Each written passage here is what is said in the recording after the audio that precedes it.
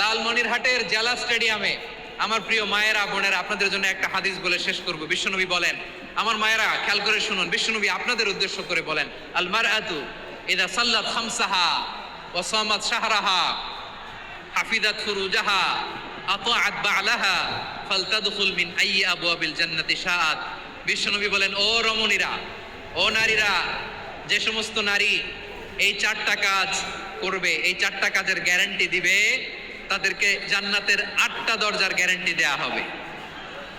কি চারটা কাজ? 1 নম্বর, আল মারআতু ইযা সাল্লাত খামসাহা, যে নারী 5 ওয়াক্ত নামাজ পড়ে। কি করে? জেলা স্টেডিয়ামে অবস্থানরত আমার নারীরা বোনেরা, বিশ্বনবী আপনাদেরকে 4টা কাজের কথা বলেছেন, খুব বেশি না। 4টা করলে 8 জান্নাতের দরজা সব খোলা। কোনটা দিয়ে যাবেন? যেটা দিয়ে মনে চায়। 1 নাম্বার 5 ওয়াক্ত নামাজ। আমার বোনেরা জোহরের নামাজ পড়তে পড়তে এটা আসরে নিয়ে যায়, আসর পড়তে পড়তে এটা মাগরিবে নিয়ে যায়। এরকম আসরে নাই, লালমনিরহাটে হয়তো নাই। আমার বোনেরা এটা করবেন না। ইন্নাস সালাতা কানাত আলাল মুমিনিনা কিতাবাম মাওকুতা, সময় মতো করবেন। সামাত শাহরা, রমাদানের রোজাগুলো রাখবেন। হাফিজাত ফুরুজাহা, যে নারী তার চরিত্রকে হেফাজত করে, তার প্রাইভেট হেফাজত করে, তার লজ্জাস্থান হেফাজত করে। ও মায়েরা, আপনার এই গর্ভ যে কত দামি আপনি জানেন না। আপনার এই গর্ভ থেকে জন্মাবে আগামীর সালাহুদ্দিন আল আইয়ুবী। আপনার গর্ভ থেকেই জন্মাবে ইমাম আল মাহদি আল মুনতাদা। আপনার পেট থেকে জন্মাবে আবু সাইদের মতো বীর সৈনিক। আপনার পেট থেকে জন্মাবে মুগ্ধের মতো বীর মুজাহিদ। আপনি জানেন না কে আসবে আপনার পেট থেকে। সময়টাকে কাজে লাগান, ইসলামকে বুঝেন, মানেন, আমাদের ইসলামিক লেকচারগুলো শোনেন। আমরা যে বার্তাগুলো, ইনস্ট্রাকশনগুলো, দিক নির্দেশনাগুলো আপনাদের খেদমতে রাখি, এগুলো মেনে চলুন। আপনিই পারেন আপনার ঘরটাকে জান্নাতের টুকরা বানাতে।